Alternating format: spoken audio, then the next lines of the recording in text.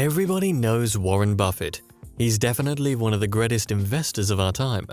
Today, we will be looking at the rise of Warren Buffett. Sit back and enjoy. There's no doubt that Warren is one of the wealthiest and most influential people in American business. Some of his quotes, such as "You can't produce a baby in 1 month by getting 9 women pregnant," and "Be fearful when others are greedy," and "Greedy when others are fearful," have become quite popular in investment cycles. With a net worth of over $79 billion, Warren is currently the 7th richest person on earth. His sound investment decisions have even earned him the nickname Oracle of Omaha. But this is how it all began. On August 30th, 1930, Warren Edward Buffett was born to Howard and Leila Buffett in Omaha, Nebraska. His father, Howard, was a stockbroker and also served as a U.S. congressman. Little wonder where he picked up his investment skills from. Meanwhile, his mother, Leila, was a homemaker. Warren was the second of 3 children and the only boy. He demonstrated a knack for financial matters early in his childhood. According to friends and acquaintances, Warren was a mathematical prodigy from an early age. He could sum large columns of numbers in his head. As a young chap, Warren would often visit his father's stock brokerage shop and chalk in stock prices on the blackboard in the office. At 11 years old, he made his first investment by buying 6 shares of Citi Service Preferred, 3 shares for himself and 3 for his sister, Doris. He purchased the stock at $38 per share. The stock quickly fell to $27. Young Warren panicked but held on tenaciously until it reached $40 when he sold. But guess what? Almost immediately, the stock shoots up to more than $200 per share. Warren regretted his decision but cites this experience as an early lesson on the importance of patience in investing. In 1942, his father was elected to the U.S. House of Representatives, compelling his family to relocate to Fredericksburg, Virginia. Warren attended the Woodrow Wilson High School in Washington, D.C. His quest for financial success did not leave him as he continued to plot new ways to make money. While in high school, he joined forces with a friend to purchase a used pinball machine for $25.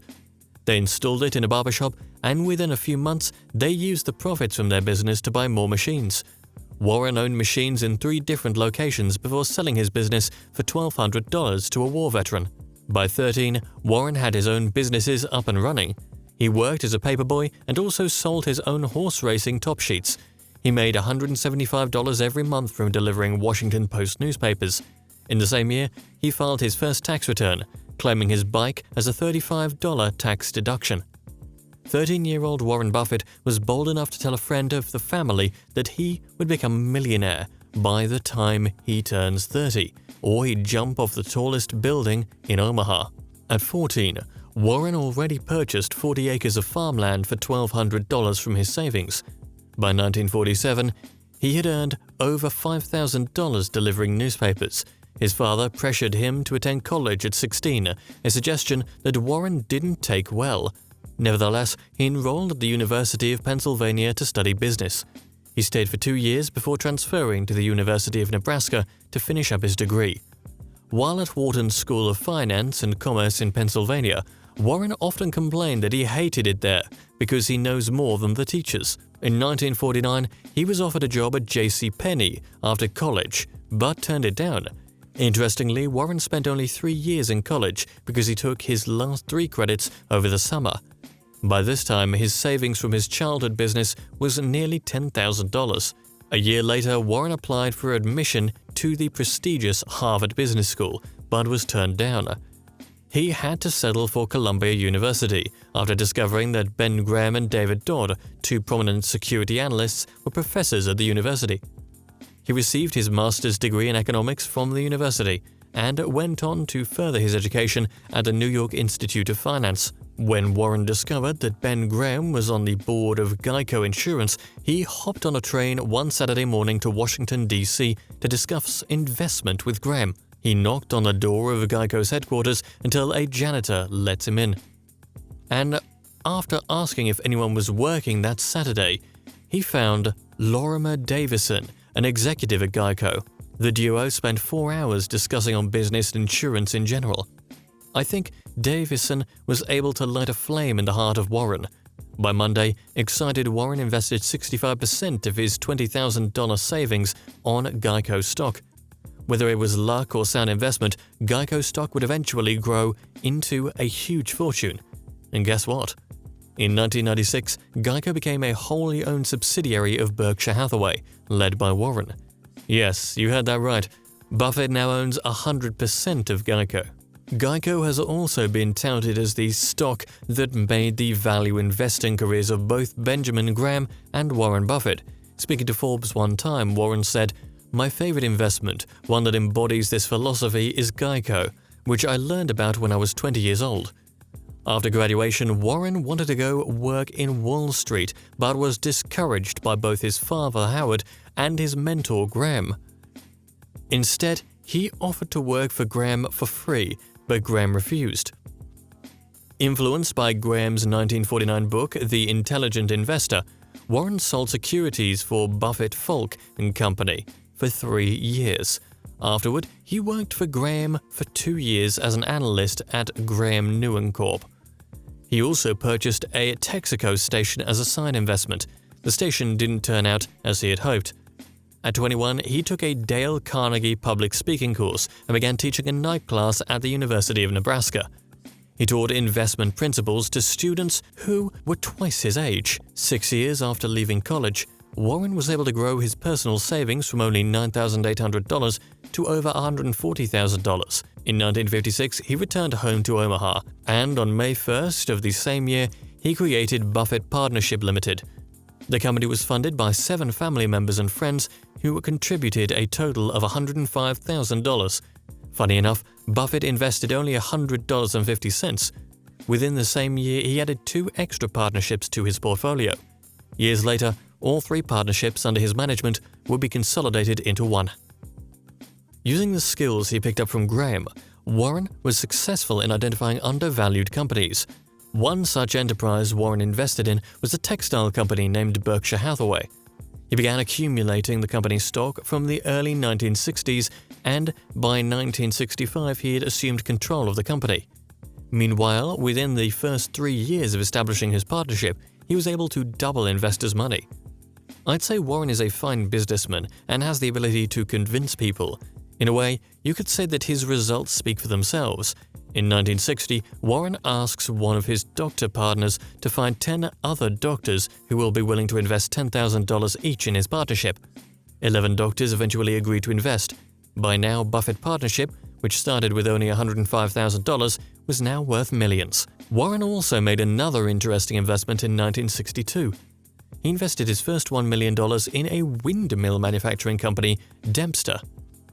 A year later, he sells Dempster for 3 times the amount he had invested. Using this accumulation principle, Buffett Partnership became the largest shareholder of Berkshire Hathaway in 1963. In the same year, the American Express shares fell to $35 due to a fraud scandal. While other investors were fearful in selling the stock, Buffett started to buy the shares en masse. 2 years later, he began to purchase shares in Walt Disney Co. after meeting Walt personally. He invested $4 million, which was approximately 5% of the company. Meanwhile, the American Express shares, which he purchased earlier, were now selling for more than double the price he paid for them. On the side of Berkshire Hathaway, Warren organized a business coup, taking over the company and naming Ken Chase as the new president. By 1966, Warren's personal investment in the partnership had grown to over $6.5 million. In 1967, Berkshire paid out its first and only dividend of 10 cents. Warren's partnership was now worth $65 million, and his personal net worth was more than $10 million. In 1969, now 39 years, Warren decides to dissolve his firm despite its success. Between 1967 and 1969, American Express hit over $180 per share, and the partnership made $20 million in profit on a $13 million investment. Berkshire Hathaway also acquired National Indemnity Insurance for $8.6 million, and the partnership earned more than $40 million, bringing its total value to $104 million. Warren's personal asset by 1969 was $25 million. He ordered the dissolution of the firm to focus on the development of Berkshire. He owned 29% of the Berkshire stock and made himself chairman in 1970. The interesting thing about this decision was that Warren was actually making more money from his side investments than from Berkshire at this stage. Berkshire was making $45,000 from textile operations and $4.7 million in insurance, banking, and investments. Under his watch, he phased out Berkshire's textile manufacturing division in 1985, shifting his focus to buying assets in media, insurance, and oil. For some reason, this immensely successful Oracle of Omaha has managed to spin seemingly poor investments into gold. For example, he purchased the scandal-plagued Salomon brother in 1987. In 1998, Warren began buying Coca-Cola stock and eventually purchased up to 7% of the company for $1.02 billion. This turned out to be yet another lucrative investment for Warren. Following his significant investment in Coca-Cola, Buffett became director of the company from 1989 until 2006. He also served as director of Citigroup Global Market Holdings, the Gillette Company, and Graham Holdings. With so much success, Warren has, to a large extent, shifted his focus to charity. In 2006, he announced that he would give away his entire fortune to charitable causes, committing 85% of his wealth to the Bill and Melinda Gates Foundation. In early 2020, Warren addressed the issue of succession in his Berkshire Hathaway shareholder letter, stating that the culture will live beyond him. In the same letter, Warren outlined how he would want his shares to be handled after his death. Each year, a certain number of shares will be converted and then distributed to various foundations. He estimates that it will take between 12 and 15 years for the shares he owns to move into the market. And this is how a young schoolboy with wild ambitions went on to become one of the world's richest men.